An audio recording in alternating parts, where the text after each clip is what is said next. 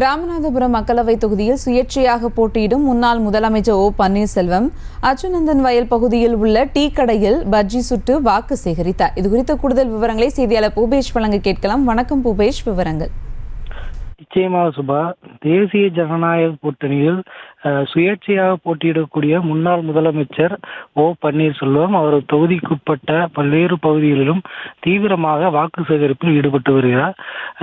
குறிப்பாக திருப்புலானி ஒன்றியத்திற்குட்பட்ட உத்தரகோசமங்கை, களரி உள்ளிட்ட பல்வேறு பகுதிகளில் வாக்கு சேகரித்த அவர் அங்கிருக்கக்கூடிய மக்களிடத்தே பல்வேறு விதமான பிரச்சாரங்களில் ஈடுபட்டார்.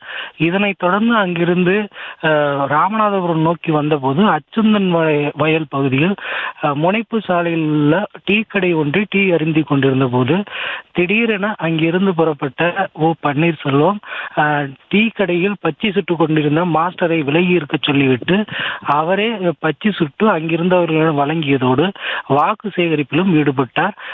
அங்கிருந்த மாஸ்டர் மற்றும் கடை ஊழியர்கள் மட்டுமின்றி அங்கிருந்த பொதுமக்களிடத்திலும் தனக்கு வாக்களிக்கும்படி அவர் பிரச்சாரத்தில் ஈடுபட்டார்.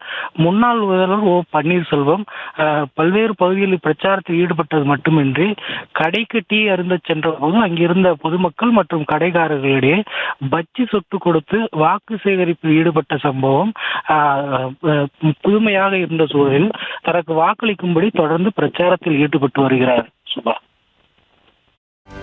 செய்திகளை உடனுக்குடனும் துல்லியமாகவும் தெரிந்து கொள்ள சப்ஸ்கிரைப் பண்ணுங்க.